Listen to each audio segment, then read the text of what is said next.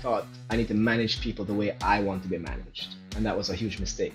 There's one thing that most engineers and technical professionals do when they become a manager or a leader that they shouldn't be doing. And in this week's Engineering Management Lessons video, I have with me Scott Harvey-Lewis, CEO and founder of Building Mavens. And Scott's going to talk about how he made this mistake initially, but he's turned it around. He's gone on to be very successful and start and build his own company. Let's jump right in.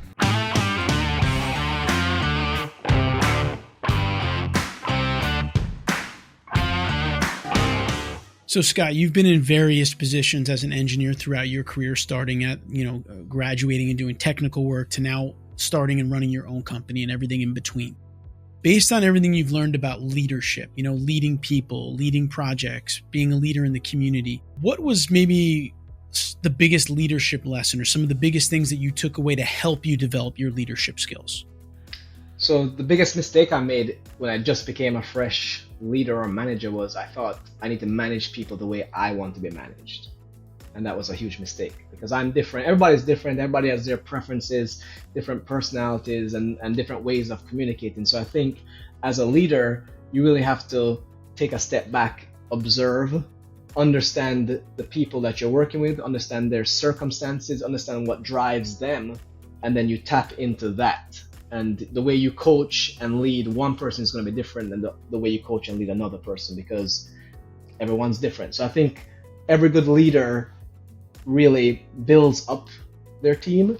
And one thing that I've learned is I got to look at what my weaknesses are too, and so to really keep those in check. So it's really having a good expectation of the team and a good self-awareness of yourself so that you don't really ruffle feathers and push people in a direction that you might think is good, but is really detrimental to them. So it takes a lot of skill and effort to really understand your team and be able to motivate them in the right ways.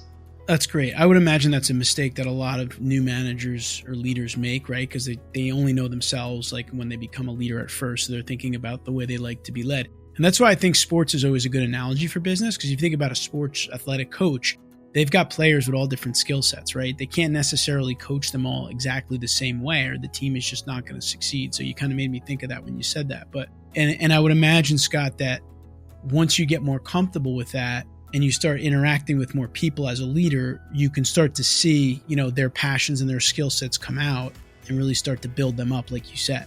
Yeah.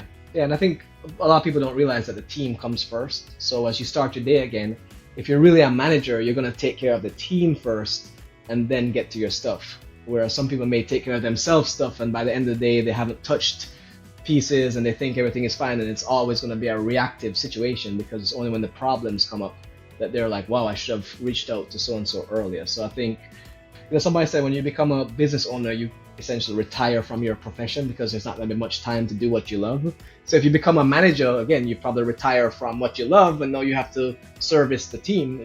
That's really where the focus is. And if your focus isn't there, then maybe you're not going to be that good a manager because that's really what your job is at the end of the day.